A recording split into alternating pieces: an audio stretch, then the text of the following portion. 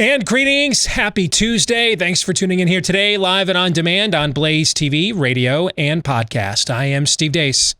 Aaron McIntyre and Todd Erzin, they're here with me as well. If you would like to join us today, 888-900-3393 is the number. That's 888-900-3393.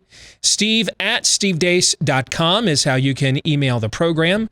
That's DEACE, and then like us on Facebook and find us there. You can also follow us on Twitter at Steve Deace Show, over on Parler at Steve Deace, and check out our new YouTube channel at youtube.com/Steve Deace. Also check out my new book, the novella sequel to A Nefarious Plot. It's called A Nefarious Carol, and it is dropping on December the 15th. Just weeks away. Time for you to get your advanced copy just in time for Christmas. If you would like, over Amazon.com today, and do so. You can also learn more about the book there if you would like. Thanks to all of you that have pre-ordered your copy already. Thank you very much. My children, thank you. You're making it possible for them to have Christmas this year. That is, if we don't end up canceling that as well. All right, coming up on the show here today, fake news or not, it's campaign edition. We're going to look at 5 clips from both Donald Trump and Joe Biden, and we're going to play fake news or not with those clips strictly from the candidates. That's coming up a little bit later on. We're going to play Pop Culture Tuesday. What happened last week with Chris Pratt, I found very interesting. But also, I found it somewhat hopeful. And we'll get into that when we discuss the intersection between pop culture and conservatism. That's coming up on the final segment of the program. At the bottom of this hour, hey, some of you are asking me, what happens if Biden wins? Well, one of the battlefronts is going to be, are you allowed to breathe free air or not? You're going to face the battle over the face burqa, the face diaper, all over the country if Joe Biden wins. And that battle is raging already in Ohio, and that's against a Republican governor. We're going to talk to an attorney who is helping to lead that battle at the bottom of the hour, because if Joe Biden wins here a week from today, there's going to be a lot more business for the likes of him, I'm guessing, beginning next year. So we'll get into that coming up at the bottom of the hour. But before we get to all of that, here is Aaron's rundown of what happened while we were away.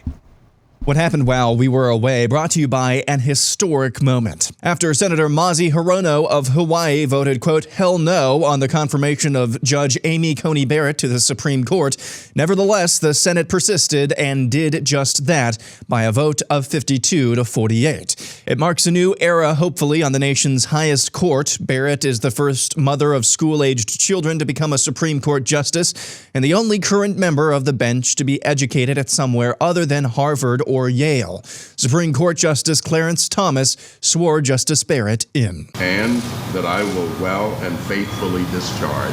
And that I will well and faithfully discharge. The duties of the office on which I'm about to enter. The duties of the office on which I am about to enter. So help me God. So help me God.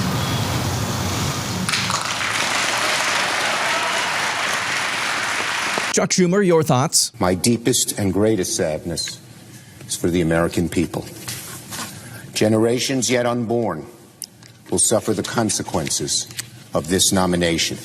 Moving on, the largest city in the key battleground state of Pennsylvania erupted into chaos and riots last night as an officer shot a black man who charged at the officer with a knife yesterday afternoon. Police say several stores were looted, police cars and dumpsters were lit on fire, and vandalism was widespread. Police also say 30 of their own officers were injured in the violence, including a 56-year-old sergeant who was struck by a truck and had her leg broken, among other injuries. Also in Pennsylvania yesterday, President Trump made 3 separate stops before heading back to the White House for the aforementioned swearing in of Amy Coney Barrett to the Supreme Court. Don't tell anybody, but the Pennsylvania Dutch are voting en masse.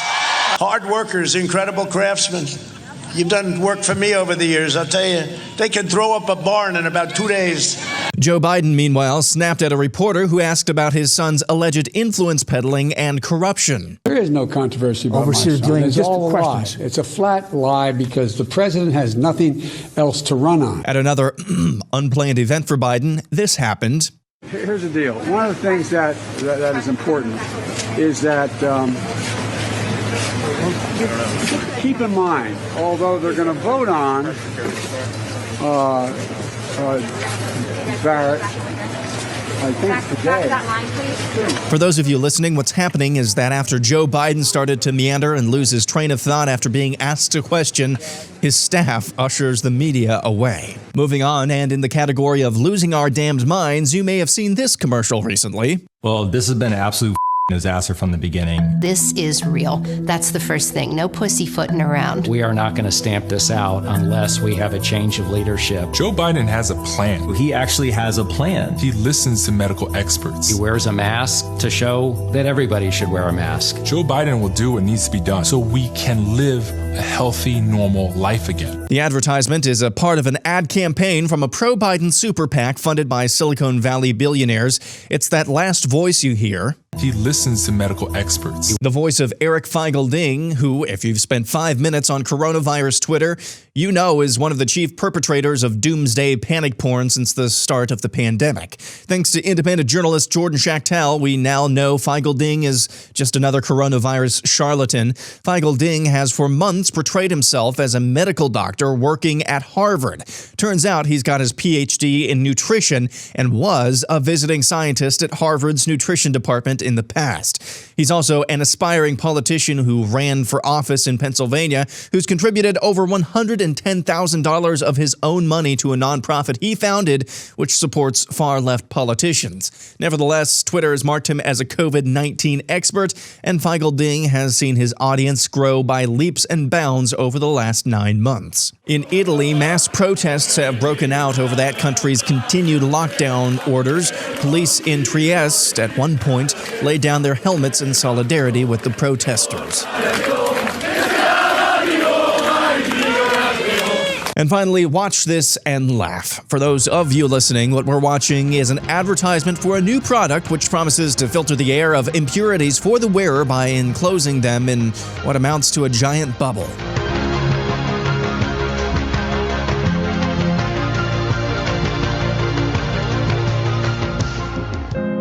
And that's what happened while we were away.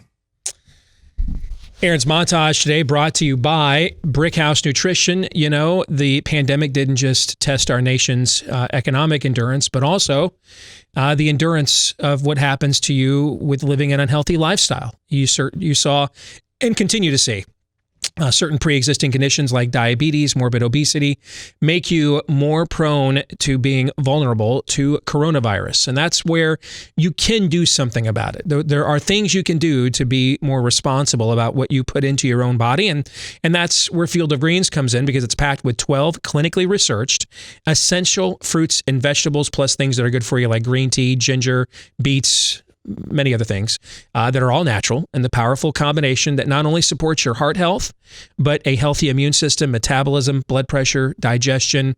Field of Greens loaded with antioxidants, pre and probiotics as well. Just one scoop, you mix in with any water-based drink, and you are good to go after you stir it up. And you get more vegetables in that one drink. More natural fruits and vegetables, more vitamins and minerals in that one drink every day than the vast majority of Americans get their entire diet all day long. So go to BrickhouseSteve.com right now and save 15% off a 30-day supply with the offer code Steve. 15% off a 30-day supply with the offer code Steve when you go to BrickhouseSteve.com. And then if you like it and you want to subscribe, they'll give you an extra 10% off every month when you go to BrickhouseSteve.com, promo code Steve. Again, that's BrickhouseSteve.com, promo code Steve. We are going to discuss in the overtime today the impact of now the confirmed confirmation of Amy Coney Barrett to the U.S. Supreme Court. What does it say? If this is the final act of Trump's first term, it may end up being one of the final acts of his presidency, depending on what happens a week from today. So how does it add to it? What is the legacy of that term? We'll get into that in the overtime today. Our good friend Josh Hammer from Newsweek will be joining us. To make sure you don't miss it, take advantage of the biggest discount we've ever offered at BlazeTV right now through the election. Use the promo code Steve when you go to BlazeTV.com. Promo code Steve when you go to BlazeTV.com and get $30 off an annual subscription. Brings the price down to less than $6 a month. Less than $6 a month. Promo code Steve at blazetv.com. If you're already a Blaze TV subscriber, make sure you go to blazetv.com/Deace and you'll watch that after we record it here following today's program.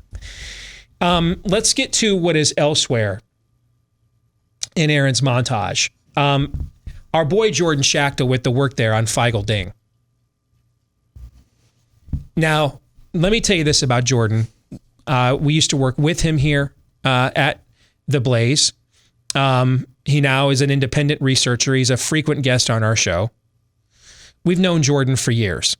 Jordan is a really sharp cookie, right? Oh, yeah. Yeah, he's really smart, right? Is he like smarter than everybody else? No. No. Which means all kinds of people that are also smart, before anointing the credentials of one Eric Feigl-Ding to COVID-19 expert, Harvard-trained physician, could have done the work that Jordan did, right? Yes. Before just automatically anointing him to the public. I mean, I've seen this guy on my feed for months. And he's not alone. Scott Gottlieb is another one of these guys. I just don't spend my days responding to them because I wouldn't have any time left. They're legion, and I'm using that word purposefully. They are legion, if you get the reference. But the fact that our boy Jordan, it's similar to my own experience going after these models early on. I'm a smart guy. That's why I'm here, right? Sure. Am I the smartest guy there is? No. Could other people have done that are also smart? Yes. Could other people have done what I did with the models way back in March? Yep. Yes. They just didn't think of it, right? Like I didn't even think of going after this Eric Feigl-Ding because there's just so many of these guys. So that's gonna be part of it, right? Mm-hmm. Or I didn't want to. That's another reason why you didn't look at whether the models have efficacy or integrity, right? How many people just didn't look at Eric Feigl-Ding because they didn't think of it, or because they didn't want to? What do you think the answer is? Well, it's the latter, and they didn't want to because he was saying all the right sacred shibboleths. That's exactly right. Yeah. It's amazing. With him, though, the truth was good enough. If he's a legitimate, right. He's been at Harvard, right. He's a nutritionist, vitamin D, talk to us. That's except real stuff. Except he's been repudiating all that stuff all along. But he's been repudiating his own. That's my point. His own expertise in nutrition. Yes. He's been repudiating it this entire year. Yeah. But he's got to go. I mean, but he gets a free pass. Excuse me. And Scott Atlas, who's been lying about nothing, but since he's not an epidemiologist, he's not good enough and has to be banned. I mean, this is farcical. This is, we didn't even bring that level of context into it. Yeah, it's not even, I think you're being kind. It is, I really believe it's demonic. It's at a level, this is a level of nihilism. And what do I mean by nihilism? An absence of beauty, an absence of truth, an absence of caring. It's a level of nihilism I've never encountered in my career. And he shouldn't count too because he's not an epidemiologist, right? Yes. It's just that simple. But it's as simple as you're black if you vote the way I want. You're gay if you say the things I want you to say. That's everybody is. It's like you receive a mark. If you get the reference there. It's like you receive a mark of approval if you think a certain way. And I don't know if you guys read, I didn't listen to it, but I read some accounts of Matthew McConaughey's interview with Joe Rogan. Yes. Did you read some of these accounts? I did. And McConaughey is a lefty. Well, he's a liberal. I wouldn't say he's a leftist. No, he's not. Remember, a leftist. he's the guy that showed up at the women's march. Or no, he was it's a march against gun violence or whatever that was, right? He's the one that showed up for that, all for gun control. And then when he found out that every speaker there other than him wanted to confiscate guns, he was like, guys, I'm from Texas. You can't confiscate all the guns, right? I mean, I'm all for gun control and background checks and safety measures and waiting periods, but ultimately there is a Second Amendment. You guys don't want gun control. You want to get rid of the Second Amendment. Remember we had that story a couple of years ago? And one of the things he was talking about in his interview with Joe Rogan is being a Christian in Hollywood. And he said when he's received awards and he has mentioned God in his speeches, and he's looked out in the audience and he has seen people that he has prayed with on set or during events that sat on their hands and didn't say anything while everybody else watched. And how disappointed he was in that. And that likely before his belief system was fully developed and or after he became a star before his belief system was fully developed, he said. And so by that point in time, he was just a big enough star. He literally said this to Rogan. I mean, I was a big enough star that nobody was going to come after me. But I can look out in the audience when at an awards presentation, if I mention something about God, I can look out in the audience. I can see people I pray with on set or at events, and they sit on their hands and they're silent. It's the power of the identity. It's the cult of the tribe. I mean, I had a woman come at me from the other direction on my Facebook page today saying, well, you've always been a fair weather supporter of Trump. Actually, I just started supporting Donald Trump about 2 months ago. All right. But secondly, I'm a fair weather supporter of everybody. Everybody in politics. Everybody. Because I'm with you if you're for what I'm for and you're doing what I think is right. And then get this now, follow me here. If you're not for what I'm for in that moment, or you're not doing what I think is right, I'm not with you. I mean, I'm a fair weather supporter of everybody. Everybody. I'm sure there were people on the Cruz campaign 4 years ago that thought I was a fair weather supporter. Because if I didn't agree with something, hey, don't pay me, don't hire me to strategize and pay me for my opinion and then not want it, right? You guys don't have to pay me to be here. You don't have to pay me to be on this call and tell you what I think. You're choosing to do that. Don't choose that. Fire me. That's fine. I'll walk away. But this isn't a cult. It's a campaign. I have my own opinions. Doesn't mean they're right. But I'm presuming you're still paying me even after we're done with Iowa. So I got to presume you want my opinion, right? So if you're going to put me on the call, guess what I'm going to give you? What you paid for, my opinion. If you don't want it, then tough cookie. Don't pay me for it. And it's the level of tribalism. I mean, I don't care what 50 Cent thought about the election. First of all, I didn't even know he was still around. But I don't know what a Lil Pump is, okay? I don't want to know. I don't care what he thinks about Trump. Even if he likes him, I don't care. I didn't care what 50 Cent thought about the election last week. I don't care now that he's apparently repudiated Trump. I don't care. And to be honest, I'm probably not going to care much moving forward, just to throw that out there. What I do find fascinating, though, is a former girlfriend of his, who's a white woman, comes out and says on camera, you can't support Trump because you're black. And literally the day after, this big, tough, alpha male, hardcore rapper crumbles like he is a pipsqueak loser, getting swirlies in the high school gym, men's stall. And it's the power of belonging. When you read stories in the Old Testament, how could these people all just traipse down to the valley of Ben Hinnom, just line up and just, oh yeah, 2:00, man. I got to throw my kid into the fire for Molech. And nobody stood up and said, I feel like I'm taking crazy pills here. Point of order. Does anybody else find what we're about to do somewhat problematic to perhaps repulsive? Thoughts?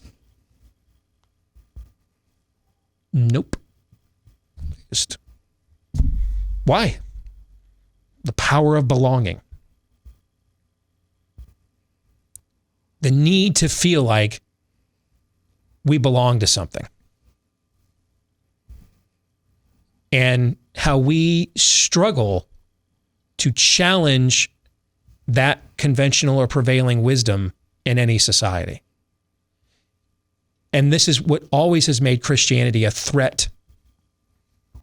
It's not that Christianity has actively sought to remove people from belonging culturally. They had many disputes about this in the first century. Do I still eat the meat sacrificed to the idols as is local custom or not?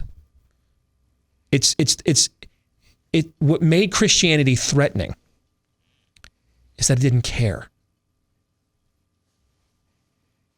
If Paul, for example, had spent much of the New Testament saying, that meat is to a pagan deity, do not eat it. We have our own alternative way of life and culture called Christendom, and we stand apart from that. They would have been angry, the pagans would have been, but that would have been an argument that they could understand. Because it would have been my tribe versus yours. You know what I'm saying? Yeah. It's the fact that Paul said, we are good. We're eternal beings who are going to live forever in paradise because of what Christ did. Why in the Sam Hill do I care about last night's Salisbury steak? I don't care. It's meaningless pagan drivel. If your conscience tells you that last night's Salisbury steak dedicated to Captain Howdy is literally from the bowels of hell, then don't eat it. And if your conscience is telling you, we ain't had a lot of meat around here lately and I could use the protein, by all means, dig in. See you at church on Sunday. What the hell are we talking about this for? That's the threat. The tribalism versus tribalism, the enemy is fine with the tribalism. We've pointed this quote out from C.S. Lewis many times.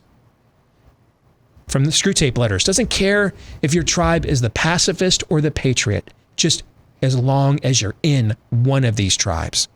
And then Screwtape's final line, we have a cage full of such men, or these tribalists down here.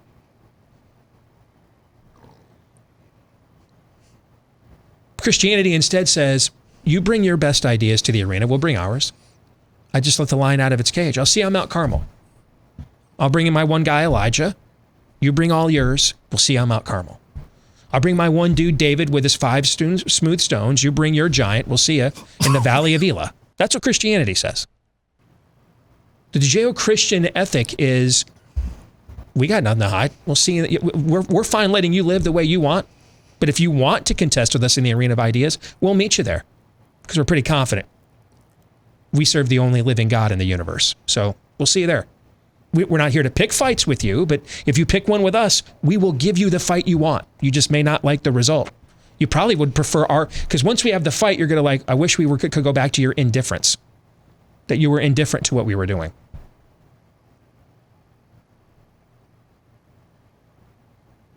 What happened in Philadelphia last night is another example of this. This is an officer. These are 2 officers now on camera. I've tweeted the video out. They're charged by a crazed man with a knife. Are they just supposed to let him stab him then? Here, good rule. Don't charge cops with a knife and you won't get shot. Somebody tweeted to me, don't they have rubber bullets? Philadelphia is the number 2 major city for homicide rate in 2020. You're really in the entire country. Somebody comes to my home or that's my business, I hope the cops don't show up with rubber bullets. Are you freaking kidding me? No, they're not kidding. They're not. You're really playing around in the gray area, Steve. I don't know. There's just so many distinctions here. And so we're at a place now where essentially BLM is going to riot. They rioted in LA about a week or 2 or a month or 2 ago when it was a black cop that shot somebody, right? Yeah. Anytime a black person does something and is punished by police, even if on camera it is obvious what went down, they're just going to riot. Why? Tribalism.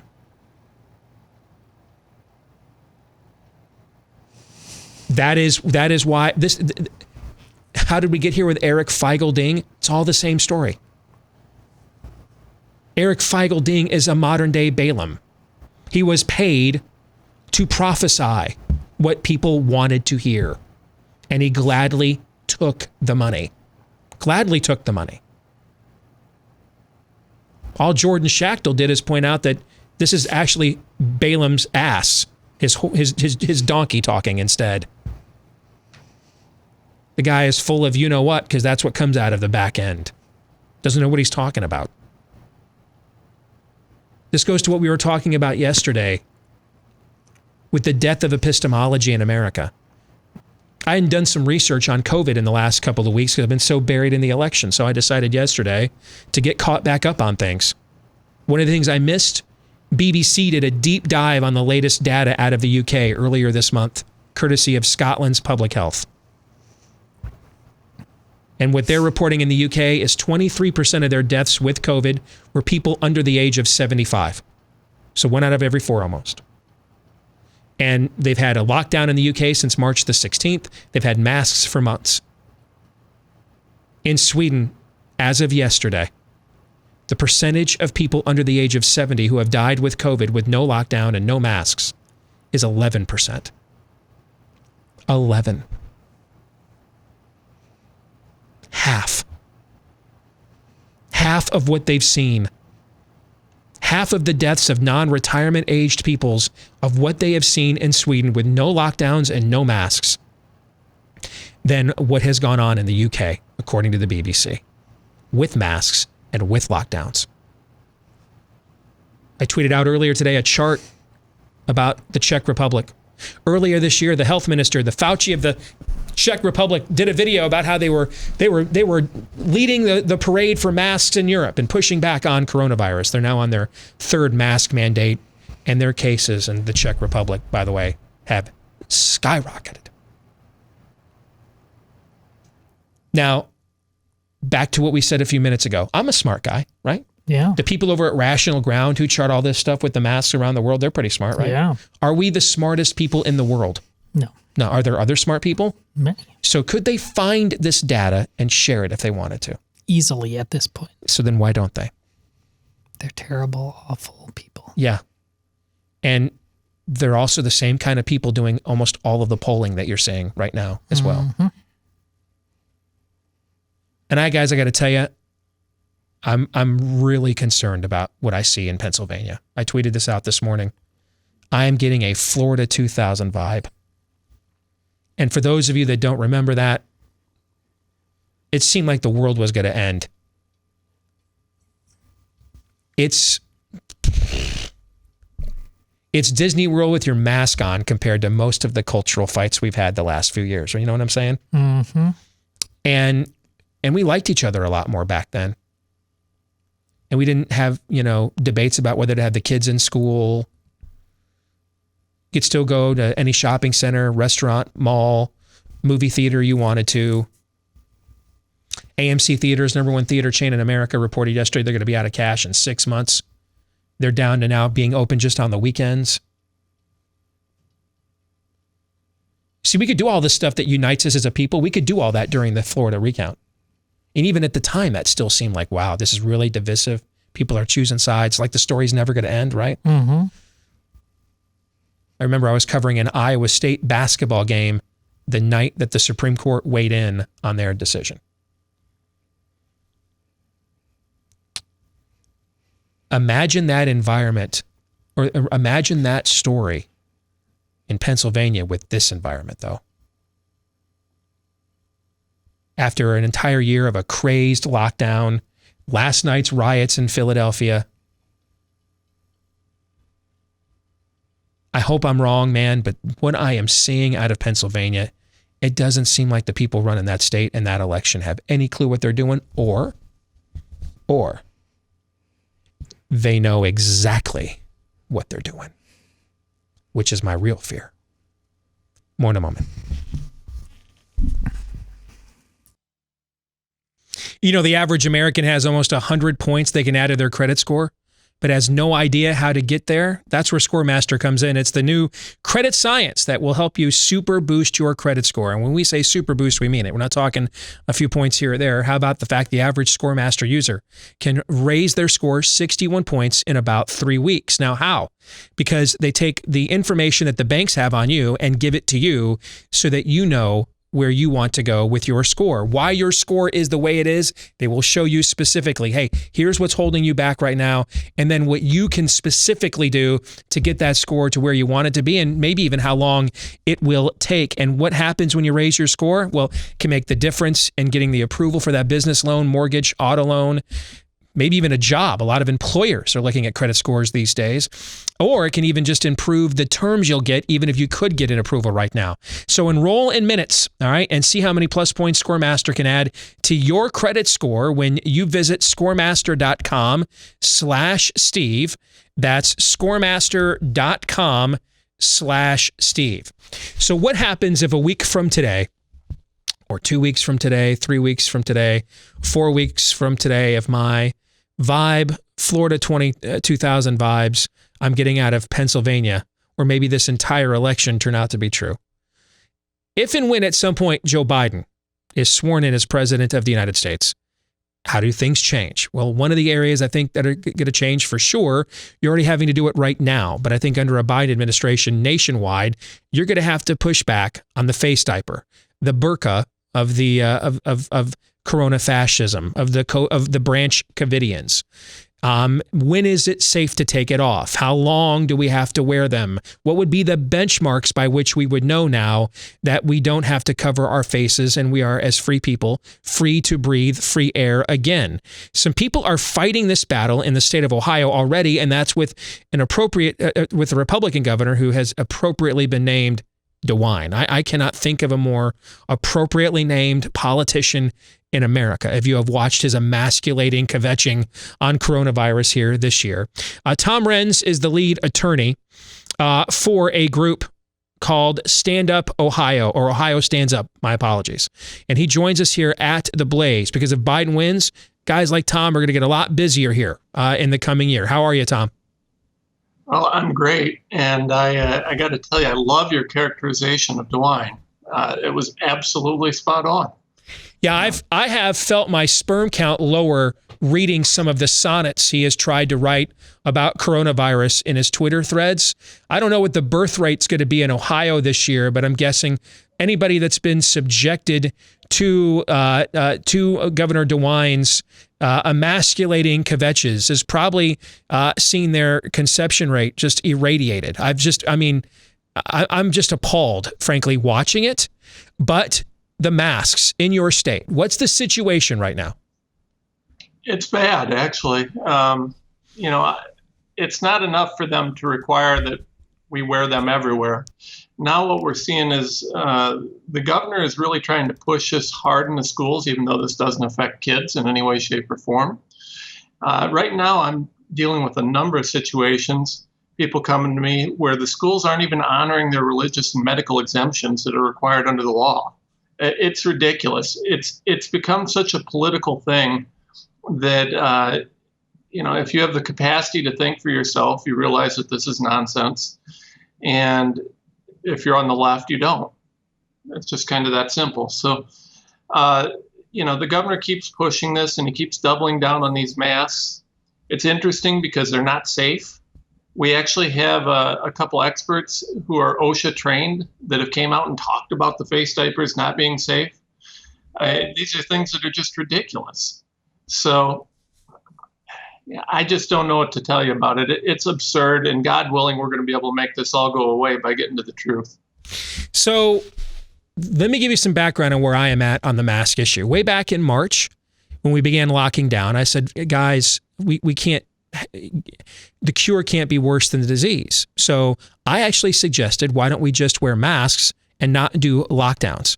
Well, I was told by all the smart people now claiming that masks are better than a vaccine, according to Robert Redfield at CDC. I was told by them back in March that masks don't work. That would be silly to walk around wearing masks. And the main reason they do this in Asian countries, as you're seeing now with coronavirus, is because they do it all the time because the air quality over there is so bad. It's just most Americans don't pay daily attention to what life is like in Seoul or in Pyongyang, okay, because you live in America and not over there, a half a planet away. Okay, fine. So then we decide we're going to go down with the mask road again. Now, I'm a sanctity of life guy. I don't believe you have the right to not be inconvenienced when innocent life is at stake. All right? I don't believe that. But I don't see any data that these work. I mean, everywhere it's been tried. Hawaii instituted a mask mandate on April the 24th. This summer, when the virus reached them, they still saw a 700+% increase in cases. I don't see any evidence that this is a successful mitigator or pushback in real-time data. I'm suspicious that the New England Journal of Medicine and JAMA have both refused to put up the government of Denmark's random controlled study on mask use for peer review, just to put it up, to let them pummel it, then destroy it. If it's a quack job, then put it out there for everybody to see in your peer review process. They won't even peer review it. And the incredulous claims they make, that's the kind of stuff I do debate and stuff for a living. Okay. You make incredulous claims, and this as an attorney, right? If you can't argue the facts, you know the whole litany, right? You start making incredulous claims like Redfield claiming that the mask is better for him than the vaccine would be, when the facts of your argument are weak. You're dressing up, you're adding some frosting there to your crap cake sandwich that you're trying to feed people. And so I don't see any data that these work. So then what is the benchmark that you guys in Ohio have to reach to take off the masks, right? How would you know when it's safe to not wear them again? Well, I don't believe there will be a benchmark. The governor's been real clear in Ohio that the benchmark is everybody being vaccinated. And he just came out with his mandatory vaccine plan, although he's trying to keep that hush-hush. He's sending around draft copies. And, one thing that's really interesting is I might side with Redford on this. These masks may actually be a little bit safer than the vaccine, since they aren't actually testing the vaccine properly, and they're running through this expedited test process to get it out. This vaccine's not going to be safe. But, going back to the masks, they're not safe. They don't work. The virus particles are way smaller than the holes in the mask. They just go right through them. I mean, you don't have to be a genius to figure this out. You can't put up a chain link fence to stop mosquitoes. And that's kind of what this is. But, ultimately, in fact, I've actually read studies that the carrier particles become broken down when they go through the masks and can make it more dangerous. There was a study that was recently released, and this was one of the CDC studies that they put out and they championed because they were talking about how dangerous this disease is and how quickly it's spreading through the community. But I had a couple of scientists get a hold of me, and they said, we looked at the data on this, and it just so happens that 70% of the people that got the disease were reporting that they wore masks all the time. The percent was very, very low for people who didn't wear them. These masks are not a safe thing. They're actually more dangerous, in my opinion, based on what the scientists are telling me, than not wearing one. Because everything you breathe goes in and out through there. It just festers there. Then you touch it, or you re-wear the mask, or whatever. You get these kids wearing masks for 3-4 days in a row.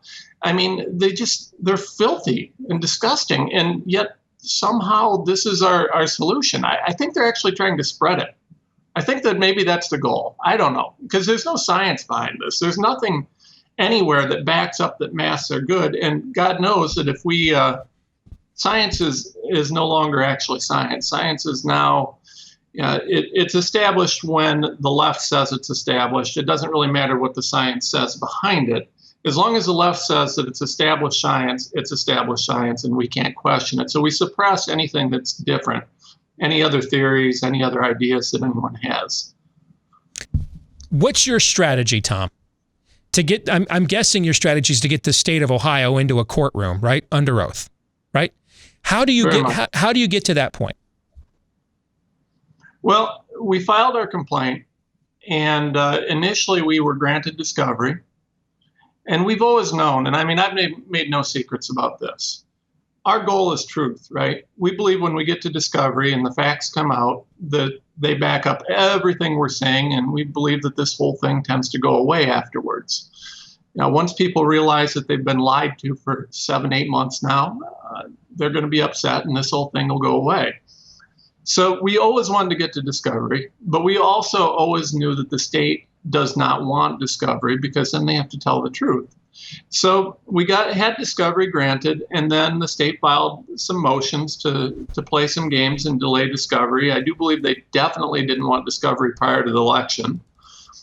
And so they're playing those games right now. Now, we firmly believe that we'll overcome these motions and this nonsense, but we have to overcome them. Once we've done that, discovery is where we want to be. That's where we think that the real gold is in this case. I mean, certainly we want to win the case, but we think that it'll be a lot easier after we get some truth and some honesty. And, you know, the question that I keep asking in interviews and anywhere else is, you know, this is really simple.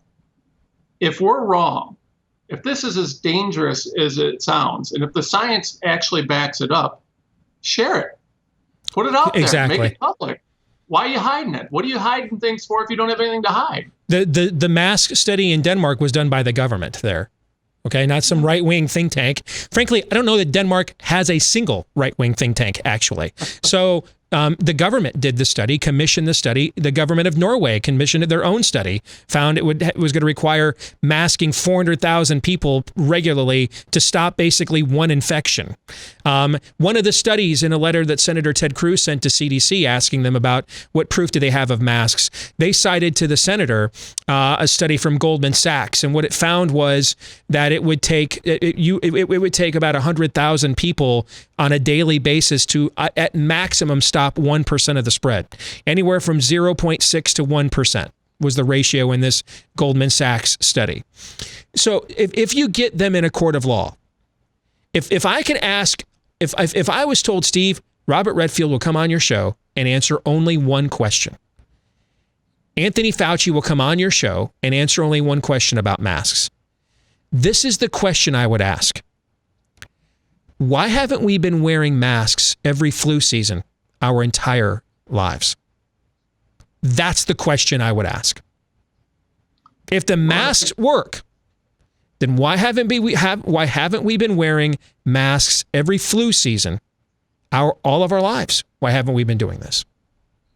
Well, and that's a great question. I mean, you know, you would think that if these are so effective at stopping infections, that we'd be wearing them. I would also ask this question. I'd say, okay, if you believe that these masks are going to keep people safe, then let the people who are worried about it wear them. Why do the other people need to? I mean, if these are the gold standard, if they're going to keep us safe, and I don't believe that they're going to keep me safe, or I don't care if I get sick, why do I need to wear it? I mean, I'm going to be honest with you. I'm 43 years old. I'm in good shape. I work out, I run, I try and stay healthy. I don't care if I get COVID. I really don't care. Not one bit. Well, given the data, you shouldn't care if you get it. No. Yeah. No. I'm far less worried about getting COVID than being ran over by a bus. And I'm not too worried about being ran over by a bus. I live in a small town. We don't have buses. So, you know, the thing is in America, we have the right to choose how to live our lives, right? Theoretically. I mean, under our Constitution, we're supposed to be able to make choices for ourselves. I can go jump out of an airplane if I want. I can bungee jump. I can do all sorts of crazy things. We have base jumpers. We have all sorts of people doing all sorts of crazy things. Why aren't we outlawing those? Those are much higher risk. I mean, you know, when did it become the government's responsibility to keep me safe? If you want to be safe and you think a mask does it, wear it. But I don't need to. I don't think it does anything. I think it causes more risks than it does help. So you wear your mask and you be scared, and that's fine if that's how you want to live your life. And if I want to go jump out of a plane or bungee jump, that's my right. It's also my right not to wear a mask. So, yeah, where does this even come from?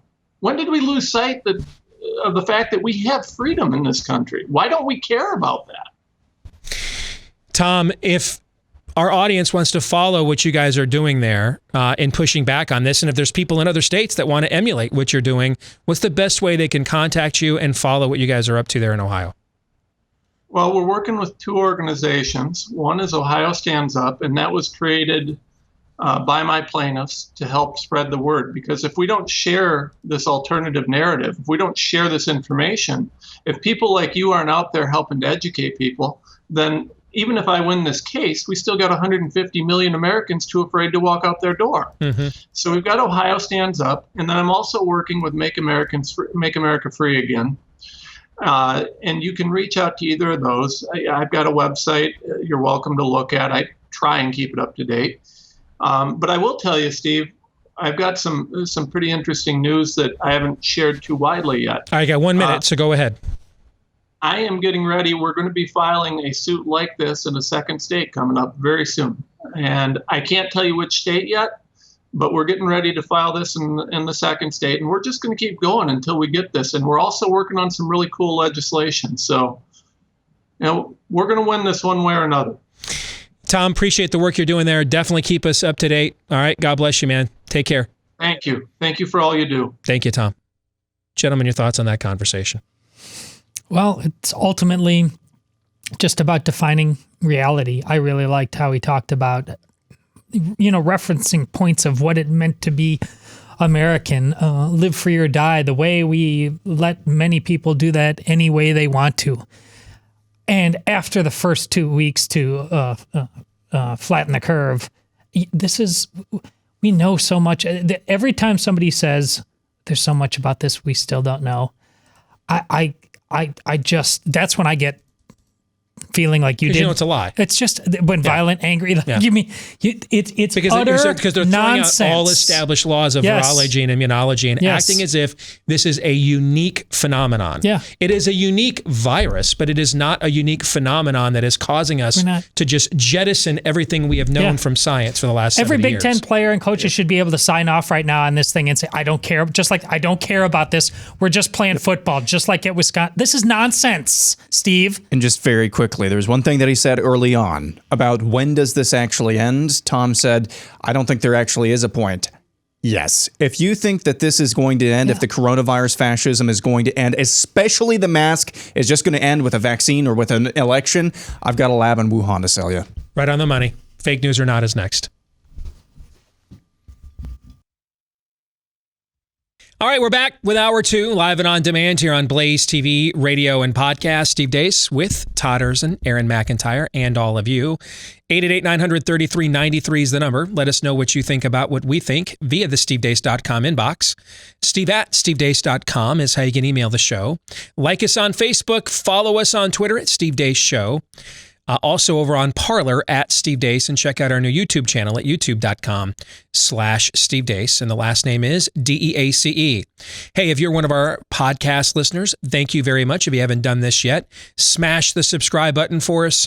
Leave us a 5-star review. The more of those we get, the more it helps the show to grow. That's why we want to tip the cap and thank all of you that have done that for us already if you're part of the podcast listenership here on the program. Coming up at the bottom of the hour, Pop Culture Tuesday, last week's revealing attack on Chris Pratt for not showing up at Joe Biden's Avengers Assemble Hollywood fundraiser confirmed something for us that we probably already knew, and it's still just as unfortunate. But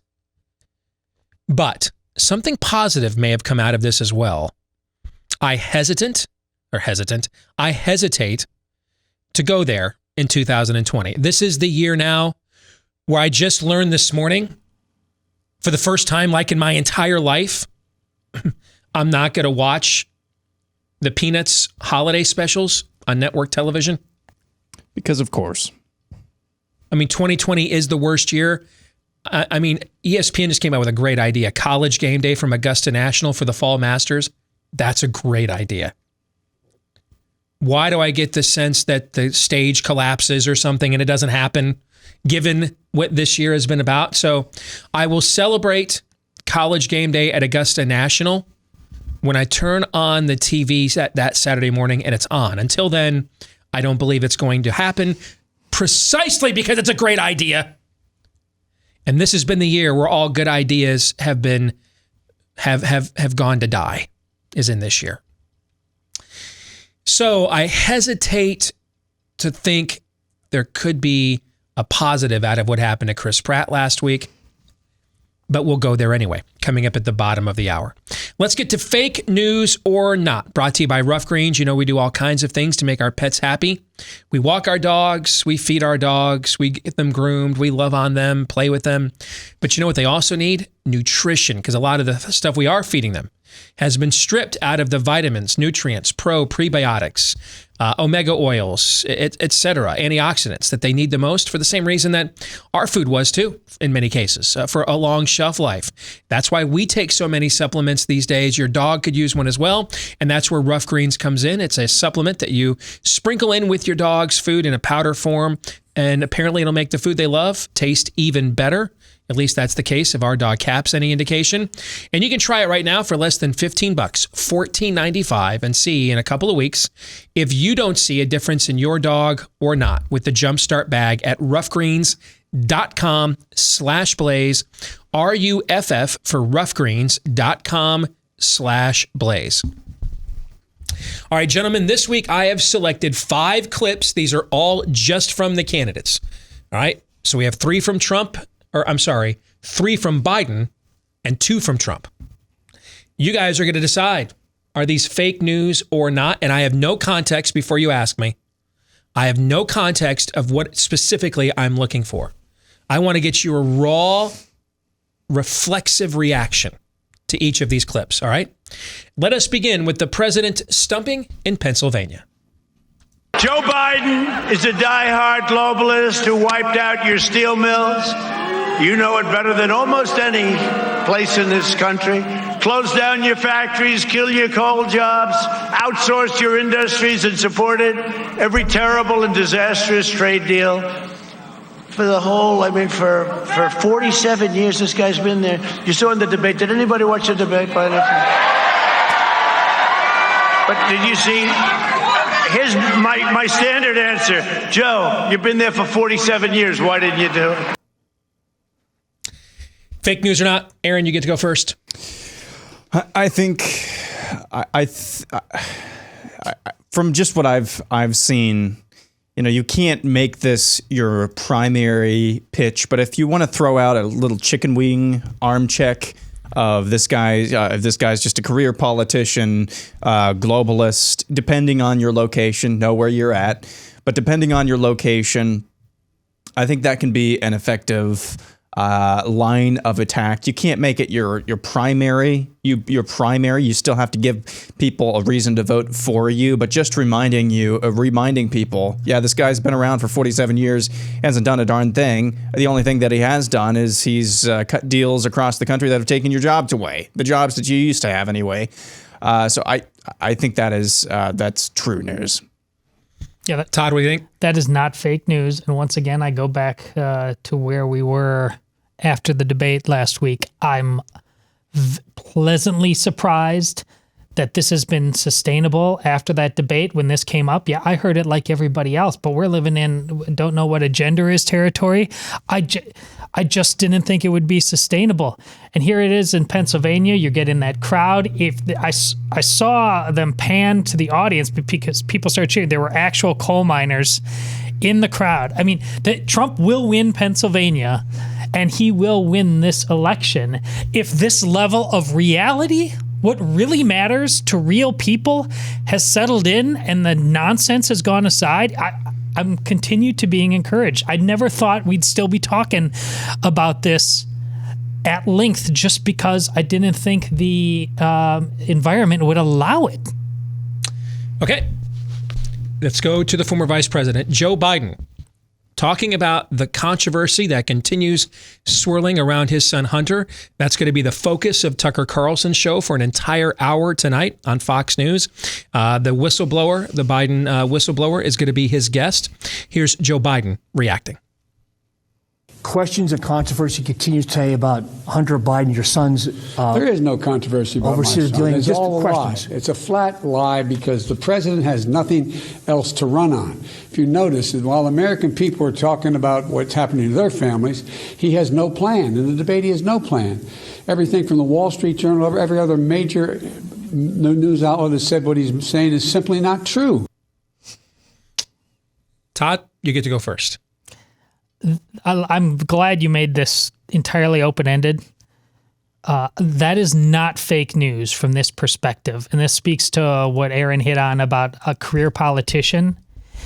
Yeah, Joe is long in the tooth, but he was forceful there. If you go back and look at clips throughout his entire career, talking about things 30 years ago that he's totally flip-flopped on today, he's just as forceful. He's never been an ambiguous man.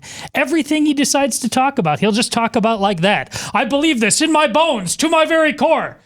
Except he doesn't. That is vintage Joe Biden right there. Even in his whatever 78th year, he lies vigorously and easily. Aaron? I think it's fake news because the more that you try to deny and obfuscate, the more seems to come out, and the bigger of a deal that it would be. And I would generally say, and I'm not endorsing this because this involves deception, but if you could make up a story and just a narrative that you could plant, do you think that the Biden campaign, to explain all of this away in legitimate terms, don't you think that they would have done that already, Biden's necromancers? Of course they would have. Of course they would have. Instead, it's just the low-hanging fruit of this is all Russian misinformation or disinformation. I don't know which one is which. So it's just laziness. It's just laziness. And the more time they just go, Russia, Russia, Russia, the more attention it's going to get. And people are going to have this feeling as if, hey, you're urinating on me and telling me it's raining. So I think it's a bigger deal. It's not going to move the needle a heck of a lot, but I do think it's a bigger deal than what a lot of pundits on our side and really across the political spectrum, but especially on our side, seem to think that it is. Let me answer my own fake news or not for a second, because I want to go to kind of what you said. If my goal is to run out the clock, if I think I have the lead, and my goal is to run out the clock, that presentation by Biden is actually very effective. You know what I mean? You're worried about holding on to your voters. You're not so much, if you think you have the lead, you're not so much concerned about undecideds. You probably don't think there's that many of them. And the media is going to carry your water at the exact same time. Mm-hmm. What I need to do is the people that are voting for me because they think I bring a level of Pleasant Valley Sunday normalcy back to their lives that Donald Trump has disrupted. I need to show them, even if it's, a complete and total scam, they want to see certainty from me, because right now, the last thing they want is they want permission to do what they have wanted to do all along, which is to get rid of whatever they think the Trump presidency is and just figure it out from there. Right? Mm-hmm. Just an emotional reaction. So I give them an emotional reaction in response along the lines of what you're talking about in order to justify their emotion. Right? Yeah. And then if something comes out next month or next year or 6 months from now or 2 years from now, the deed is done. I've already won. Who cares? Right? Yeah. So I think that's actually a very effective tactic from his perspective. This is Trump trying to draw the link between Biden and China. Besides that, how can he make a deal with China when he's taking a lot of money out of China, right? For himself and his family. His son walked away with $1.5 billion. He gets fees on $1.5 billion. So how can a guy like that? Todd, you go first this time. What do you think? Well, that is fake news because I don't know how much longer he talked about it, what's before or after, but if he did not connect that to, and by the way, this is the home of the China virus, the one that poisoned the whole world. See, that's what you got to connect that dot. This isn't just, fleecing money from, Bangladesh or something like that. China's the big bad. Make that link. You don't think that was strong enough then? No. I mean, it's not. It's people are used to, and they're sick of it to a certain extent. But they're kind of. I said this a couple of weeks ago. They're kind of used to the graft. Like these guys are politicians, both sides are a little bit on the take at the very least. So it's not that big of a surprise. He's in bed with China. I didn't.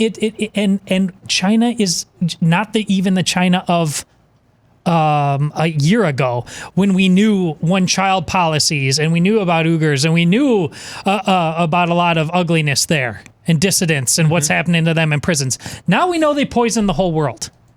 You need to slit their throats with that. All right, Aaron, what do you think? Yeah, I agree. You have to parlay as much as you possibly can, without it being overwhelming and unsoundbiteable. You have to parlay everything as far as Joe Biden's overseas dealings, alleged or otherwise, with the fact that we are where we are right now, largely because of our own stupidity. You can't say that part, but you can always blame China, because there is tons of blame to go there. You have to be able to parlay and draw those two lines together as well. And so I'll say it's true news, but he needs to go even further. And along with going on the attack, you're protecting your flank. They're trying to keep saying, like, everybody's dead because Donald Trump. It's utter nonsense, but you keep reminding people, this didn't start here in Springfield or something. It started in China. They did it. Are you surprised there hasn't been more of that this year? Yeah. But then crazy voices in my head, when does reality win? When, I also wonder, we have so many fault lines in our culture right now. It's really difficult to fixate on just one of them, or even to prioritize one of them. Right. Because you feel like there's 5 other things that you have to address. You throw that in with a guy with his attention span, and it makes it even harder to stay fixated on one particular issue. Which goes to my earlier point. We're still talking about oil and gas. It's amazing, because even if it's true, 2 days later, what are we talking about? Lint in our navel. That's a good point. All right, here is the former Vice President Joe Biden on packing the court. If elected, would you move to add more justices to the Supreme Court?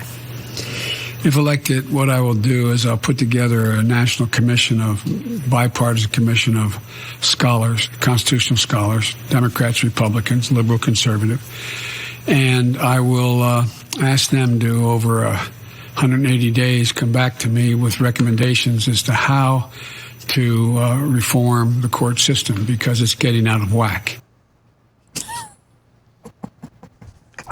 All right, I was going to go to Aaron first, but given your response, Todd, you go. We just don't get reality. It's getting out of whack. That's all fake news.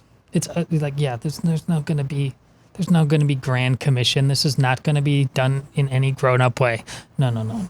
This is not, and the commission is not going to be. It's going to be utterly partisan.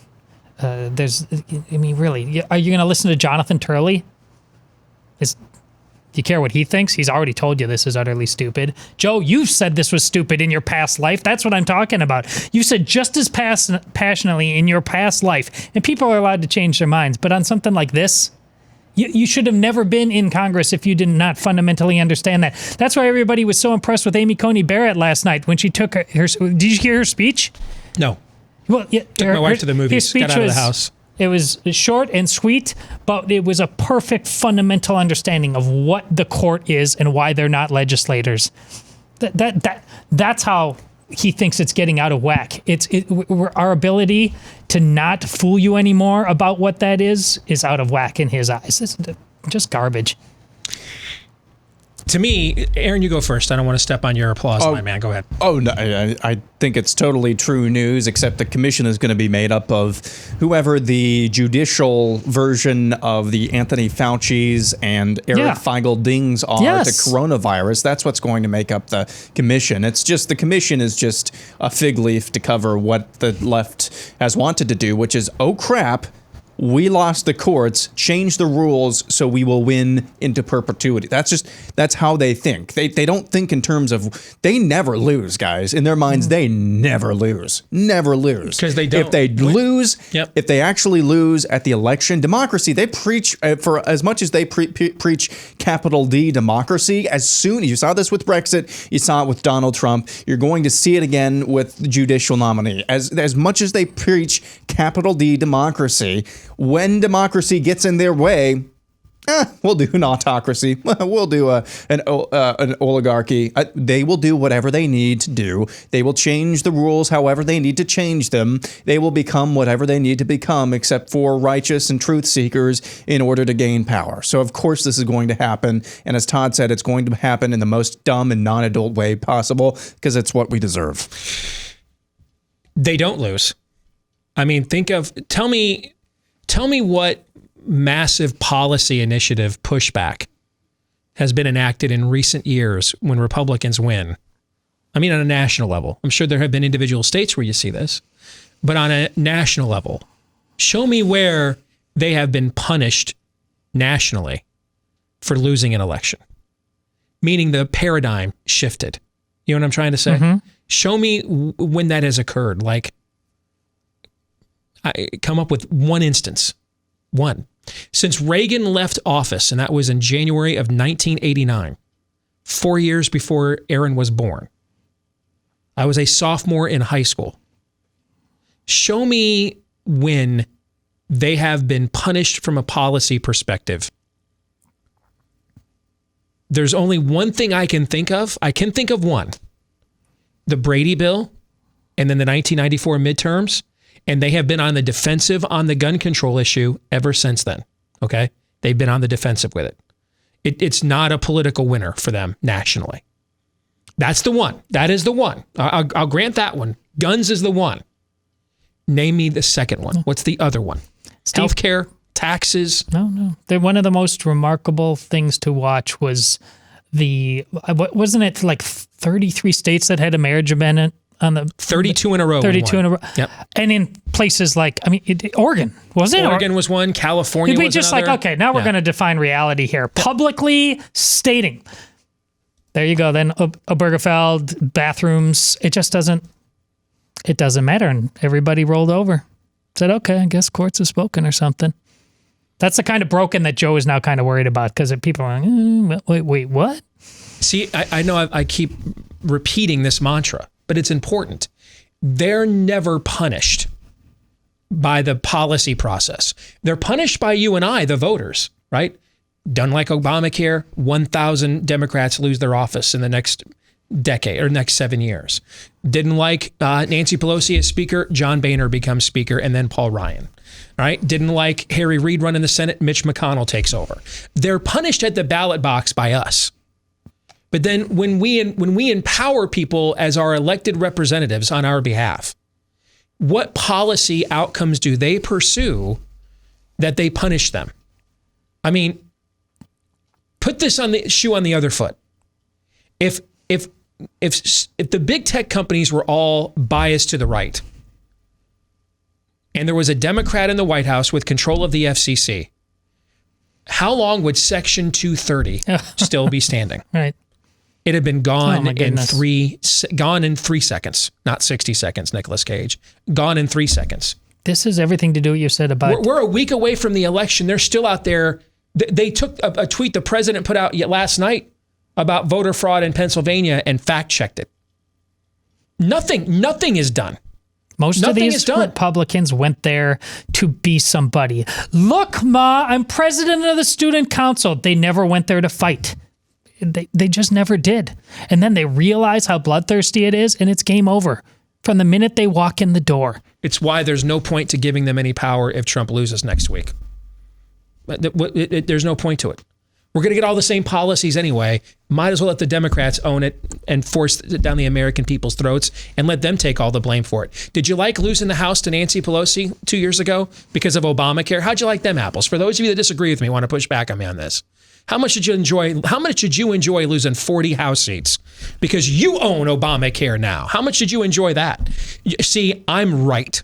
And that's why you all get mad at me, because you know I'm right. But that's why I'm mad. I'm mad because I know I'm right too, because it's not the way it's supposed to work. That's why I'm mad about it. And it's why you're mad at me for telling you that. It's supposed to be your side wins, your agenda gets advanced. I know this. I'm mad about it too. But I also can't change it. I tried for almost a decade. Didn't make a dent. Let's let's do one more. This is from Joe Biden. I'm running as a proud Democrat, but I will govern as an American president for everybody. I'll work as hard for those who don't support me as those who do, including those chumps with the microphone out there. All right, that was Joe alluding to Trump supporters heckling him during that appearance. All right, fake news or not, Aaron, you go.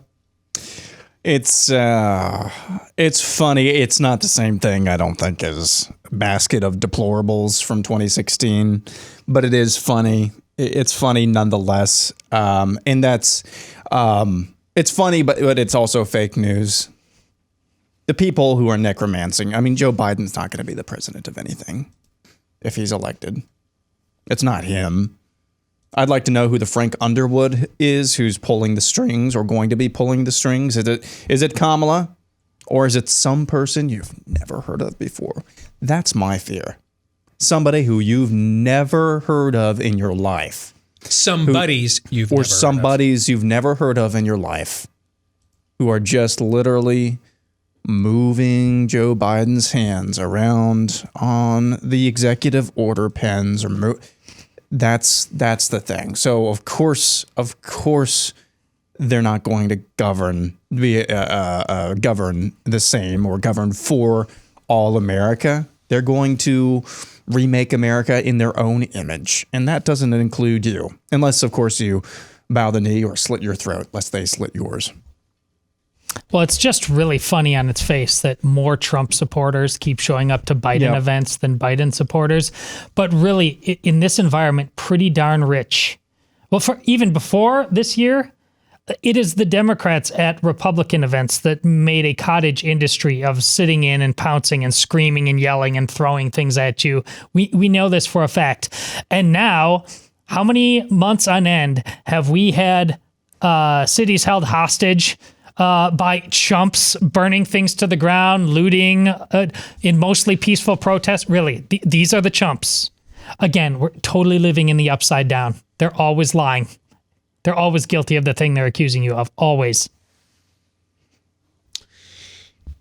Now it's time to talk about Not Free America. It's an interesting new book written by Mike Donovan, a guy who has fought tyranny for years and has pushed back on authoritarianism, founder of one of the country's largest pro bono civil rights law firms. Kind of, if you know anything about his profile, he is not a natural fit, you would think, for coming to our side of the argument on a lot of different issues, or wanting a book written by him, promoted on a show like this. But he has come to a lot of the same conclusions about where these leftists want to take America that people like us have. And in his new book, Not Free America, he points out, hey, the Bill of Rights under attack long before COVID or George Floyd's murder or death, depending on how you look at it. And we don't know how to look at it yet. That's why we're going to have a trial here soon. But either way, we have seen those two events have only escalated those threats to our liberty. And Not Free America tries to solve the issue of citizens being used by the government and find solutions to how we can work together, people of different viewpoints, to save liberty in America. If you want to learn more about the book, go to the website notfreeamerica.com and order your copy today at notfreeamerica.com. Not Free America, What Your Government Doesn't Want You to Know by Mike Donovan at notfreeamerica.com. Watching those clips, I want you guys to know I tried to find better. And then I just decided I'm going to pick a group of clips that probably best embody who the people running are and what their messages are. And all I can say, yet again, is may this be the last boomer election in America. And may God have mercy on our soul. I mean, yeah. What a indictable generation. Yeah, I know. Indictable jail. metaphysical, cultural jail. You suck at life. Years and years and years ago, there was it's not in print anymore, but there was a book written called England Before and After Wesley. And it was written like in the 40s, I think. And I only know about it from studying the Reformation several years ago. And it was about the difference that John Wesley, but him and his brother Charles as well, who his brother was a great songwriter, wrote "Hark the Herald Angels Sing." Charles Wesley did, one of the co-founders of the Methodist Church. And but it talked about the impact John Wesley's preaching had on England, and how what life and policies were like before John Wesley came along, and then what it was like afterwards, right? We're going to write the book eventually, America Before and After the Baby Boom Generation. Because the shape that we're going to be left in from the counterculture. There's what America looked like before the Summer of Love in 1967. And then there's what America has looked like ever since. And we had some deep disagreements. We had national sins we were dealing with before that era, right? Of course, we always do. But there were still ties that bind. There were universal epistemological acknowledgments we had about what is true and what is not. And those things are just completely and totally erased now. And so there was England before and after Wesley, and now we're going to have America before and after the baby boom generation. We'll come back. It'll be Pop Culture Tuesday. Why what happened with Chris Pratt last week is predictable, but could have a silver lining. Next, stay tuned.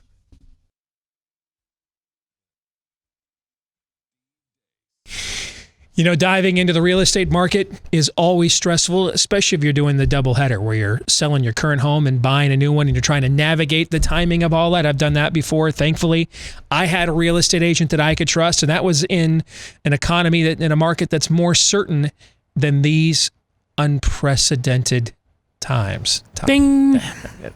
Mix that into each broadcast, apparently, in this era. So you want to make sure if you're going into the real estate market, you find an agent that you can trust. Now, where would said agent be found? Well, the name kind of says it all. You'd find him at realestateagentsitrust.com. This is a website started by Glenn Beck and some of his associates who got tired of dealing with real estate agents who talked a good game but then didn't deliver the promised results when they were needed the most. And so these are agents all over the country who have had a track record of success that has been fully vetted. Otherwise, they don't get listed. Chances are we can find you an agent you can trust just about anywhere across the country. I'm sure there's some places that's not the case, but in most of the country, the answer is yes. We can find you a real estate agent that you can trust at realestateagentsitrust.com. Again, that's realestateagentsitrust.com. Let's get to Pop Culture Tuesday, where we look at the intersection between pop culture and conservatism. And one of the stories that caught my eye last week is what happened with Chris Pratt. Now, if you don't know the background here, there was an Avengers Assemble Joe Biden fundraiser in Hollywood last week. Every member of major character in the MCU was represented. Every star that they could get to go was there. But one. There was one notable absence. And it was Chris Pratt. Now, what happened next, you can probably guess. Cancel culture smelled a rat. They smelled a spiritual rooster in their henhouse. They've heard Pratt talk about God. That's offensive enough. But he'll also talk about Christ. They've seen Pratt do a lot of unifying, do-gooder, patriotic things. Which even in Hollywood 20, 30 years ago, when it's always been liberal, but even 20, 30 years ago, Kevin Costner, Sylvester Stallone, actors that have kind of gone back and forth between Democrat and Republican, but have still been big time stars, they did all this stuff as well. Stuff for veterans, the stuff you see Gary Sinise do, all kinds of people in Hollywood did this 20, 30 years ago. It's just become so much more left now that Sinise is all like on an island by himself. But basically, Chris Pratt is Tom Hanks with Bible verses. Just an overall nice guy, right? Correct. Just if there's a do-gooder cause, and I know a lot of times that phrase is used in a patronizing way. I don't mean it in this case, okay? How about instead of using the term do-gooder, let's say if there's a unifyingly good cause. How's that? Okay. Yeah. If there's a unifyingly good cause, chances are Tom Hanks is involved and Chris Pratt's involved. I think Chris Pratt's kind of become Tom Hanks with Bible verses. Is that fair? Yeah, I like it. All right. But Tom Hanks will show up to the Joe Biden fundraiser. Chris Pratt did not. Now, when Trump was out there about a week or two ago, Chris Pratt didn't show up there either. Okay? But remember what we talked about in the first hour of the show? See, if Pratt had showed up at the Trump thing, that would have angered all the same people. But it would have also been within their rules of engagement. Meaning that you picked a rival tribe. The fact that Pratt didn't show up at either, but still does these unifyingly good causes, patriotic causes and messages. See, it's his indifference to their tribalism. That's what's offensive. Who will not wear the ribbon, Steve? Yes. Why come you don't got a tattoo? Yes. And all who gazed upon the beast marveled at the beast. Yeah. Yeah. Why won't you choose? That's what is offensive. It's offensive to not choose a tribe to these people, even more so than it is to choose the rival tribe. It goes back to what I wrote in my book, Truth Bombs, when I had a CNN producer tell me, well, when we go to book people, we're not looking for your opinions. We're looking for sides. We're looking for tribes. And so the fact that Pratt plays by a different set of rules, lives by a different code, isn't good enough to these people. And so he was predictably annihilated on social media for not showing up. Because they smelled that, hey, this guy might be a real believer. And he also might be the biggest star in the world right now, certainly one of them. And we can't have that. So he's one of the most likable people in our industry. He might be the biggest star in our industry. And he's for real about this Jesus stuff. We can't have that. And so the Intifada was called and the Inquisition was put on the case. If that's what had occurred here, and like what we talked about earlier where Matthew McConaughey said to Joe Rogan, by the time that I started talking about my beliefs, I was a big enough star that I was invulnerable to this stuff, is what McConaughey said.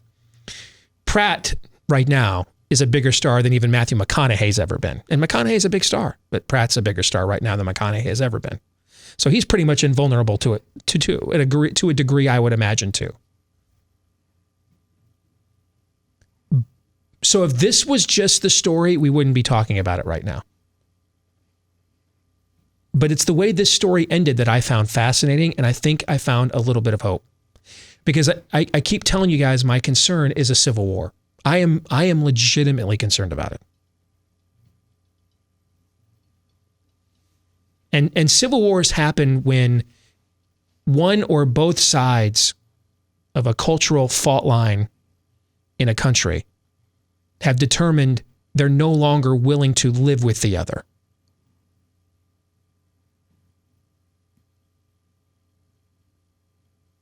And sometimes there's a good reason for it. We can't tolerate your enslavement of human beings anymore, right? That's not always a bad reason why you would come to this conclusion, but that's when a civil war happens. And I fear with the spirit of the age, leftists, they're there already. And they're putting us in a position where the traditional process by which these grievances are to be played out in our system are no longer available to us, so that all we have left are our guns. That's what I'm afraid of.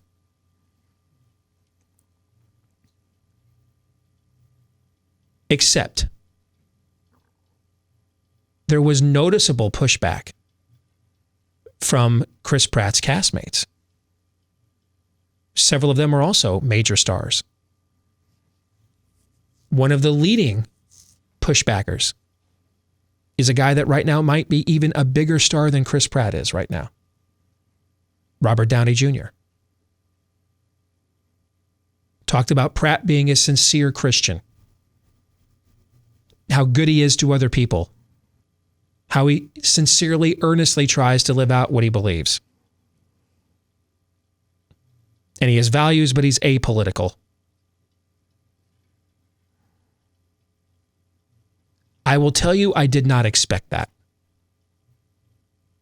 I expected a lot more of what happened with what Matthew McConaughey said to Joe Rogan. Hey, I go win an award and I mention God. I see a lot of people sitting on their hands that I pray with on set. Now suddenly they want to go quiet around their peers. Now, I think some of this was probably, well, I want to give the integrity of Pratt's belief system the bulk of the credit here. These people have made a lot of movies together, spent a lot of time together off camera. There's no way you're expending any political capital if you're Robert Downey Jr. for Chris Pratt if he's a fraud. You know what I'm saying? You're not doing it. So I think the bulk of the credit goes to Chris Pratt's own integrity. And what's integrity, again, is not perfection, it's consistency. That's the difference, okay? But I think cancel culture itself deserves at least un poquito of credit. Because the way these people then went after Zoe Saldana and these other Hollywood stars that are in this cast with racial blasts and everything else for, not condemning Pratt for not showing up. Whatever doubts Pratt's castmates may have had about having his back publicly at such a divisive time, I'm not saying they had any. I don't know any of these people. But if they had any, I'm guessing the way that cancel culture came after them too, that's where human nature just says, NFU, NFU, NFU. You know what I'm saying? Mm-hmm. Meaning that whatever the odds were prior to cancel culture not just going after Pratt, but then going after his castmates for not condemning Pratt, whatever the odds were that they were going to come out and defend Pratt before that, certainly went up after that. Maybe they were already high, we don't know, but they went higher after that. And it's in there I find some hope. We have a lot of systemic problems as a people right now. We also still have a pretty good thing going here, irrespective of if you've looked at the rest of planet Earth. Can we agree on that? I prefer not to burn the village to save it. Now, maybe that will happen. That's God's judgment. It ain't like we don't deserve it to some degree, but I don't know that. And so I'm going to honor the New Testament commandment when it's at all possible, live in peace with everyone. I'm going to offer you peace until that's no longer possible. Then if it's no longer possible, I will give you the fight that you want. Trust me. I'm perfectly fine doing it. Look forward to it too often, to be brutally honest. But I'd prefer not to burn the village to save it. I'd prefer not to chloroform my family room in order to disinfect it. You know what I'm saying? Mm-hmm. I'd prefer that.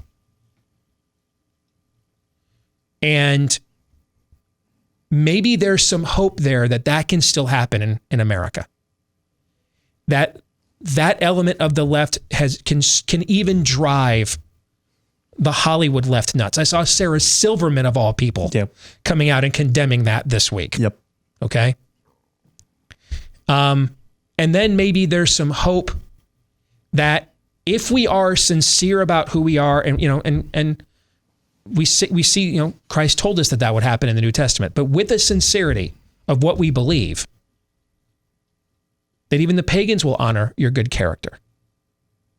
And I found in a story that is all too typical of this day and age, I found an atypical ending that may give us some hope that this isn't going to ultimately end the way that right now it kind of feels like it's going to ultimately end. Gentlemen, do you have any thoughts?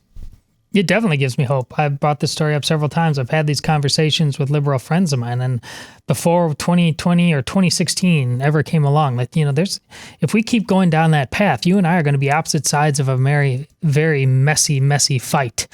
And will you and I still be able to stand for one another? Will we step over the breach and heal the divide if it's our chance to? I think as much as this has to do with Chris Pratt, it may have every bit as much to do with Robert Downey Jr. I think he was the first one to step forward. Does anybody know? That I don't know. I think he was first, if I'm wrong about that. But he has a history of doing this. Do you remember a decade ago when he did this for Mel Gibson? I do now that you mention it. Yeah. He's seen the face of Christ because Mel Gibson fell into the whole post-passion of the Christ, life falling apart, marriage falling apart, but before that, Robert Downey Jr.'s life was falling apart, and Mel Gibson Jr. had a role that he was writing, and it was specifically for Mel Gibson. And Mel Gibson said Robert Downey Jr. deserves a second chance. He gave it to him, helped resurrect his career, and then at some awards ceremony where Robert Downey Jr. got the award, he had Mel Gibson be the one to present it to him, but Mel Gibson had no idea what Robert Downey Jr. was going to show next.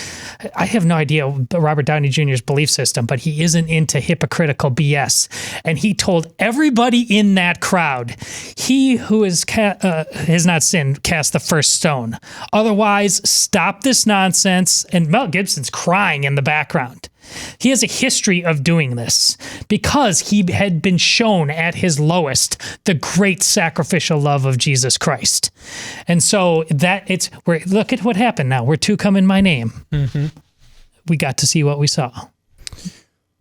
I'm looking to whether this becomes a Sally Cohn, Steve Deace moment where it's like, yeah, we need to tone down the rhetoric here, where you guys both went on reliable sources with Ryan Stelter and agreed, you know what, yeah, the rhetoric needs to tone down. Let's focus on policies here. And then like a week later, she was saying that Republicans literally want to kill people or something like that. They were on a 50-state killing spree. 50-state killing spree, yeah.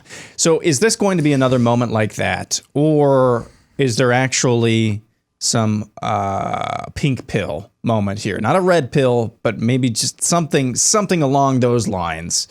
Because I don't know if you listened to Sarah Silverman's full comments the other day. They were pretty striking, especially coming from her. Mm-hmm. I mean, it sounded like she actually got it. It was like, it was, oh crap, we're not giving people with cancel culture any path to redemption whatsoever. We can't do that. That's we're going to lose every single issue if we keep doing this. And so is that a path to saying, hey, you know what, maybe we should try real pluralism and not just progressivism dressed up like pluralism here? Or is this going to be 50-state killing spree here in another 2 weeks? If you get my drift. I think it's a great point you're making. If there's actually some willingness to really look in the mirror and to really say, hey, what are we actually doing with cancel culture? Is this really the effect that we think it has or that we want it to have? I mean, Silverman called it righteousness porn, actually. If there's some self-awareness there, that's definitely cause for some hope. Here's the thing, though. Actually, let's just leave it there.